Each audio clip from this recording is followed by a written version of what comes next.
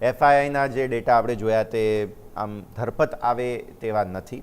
આવી સ્થિતિમાં હવે જે છે તે મંથલી એક્સપાયરી માટે માર્કેટ તૈયાર છે અને જે ફાઇનલી દરરોજ ક્રૂડના ભાવ વધી રહ્યા હતા ને તેની અસર હવે સતત આ બીજો દિવસ છે કે જ્યારે જોવા મળી 92 ને ઉપર બ્રેન્ટ છે આજે સવારે, એટલે સ્વાભાવિક તેની અસર તમને જોવા મળી રહી છે.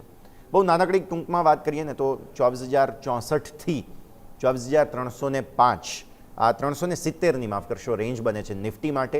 અને આ મંથલી એક્સપાયરી માટેના લેવલની વાત કરીએ તો એ 24,077 એ બહુ મહત્વપૂર્ણ લેવલ તમારા માટે બનવાનું છે. પછી તમે નજર કરો બેંક નિફ્ટી પર.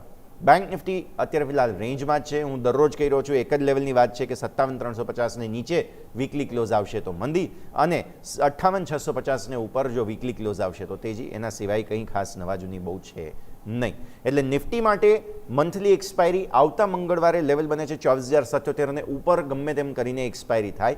અને બેંક નિફ્ટી માટે એ 57,350થી 58,650ની રેન્જ બને છે, જેને ધ્યાન પર રાખીએ. ઓવરઓલ દર્શક મિત્રો માર્કેટ રેન્જમાં છે, પણ પોસિબલ છે પીસીઆરને જોતા આપણને એવું લાગી રહ્યું છે કે એક મોટી મૂવ આવી શકે. હવે એ ક્યારે આવે, શું આવતીકાલે ગુરુવાર છે એટલે સેન્સેક્સ એક્સપાયરી દિવસે આવે છે કે પછી આવતા મંગળવારે જ સીધી આવે છે, એ સમય બતાવશે. તો દર્શક મિત્રો આ છે ઓવરઓલ ભારતીય માર્કેટ્સ માટે આજના સંકેતો કે જેને આપણે સમજ્યા. ચાર્ટ્સ પર ઓવરઓલ જે ખાસ લેવલ્સ છે તેની પણ આપણે વાત કરી, ભટજીની કમેન્ટ્રીની પણ સાથે વાત કરી. હવે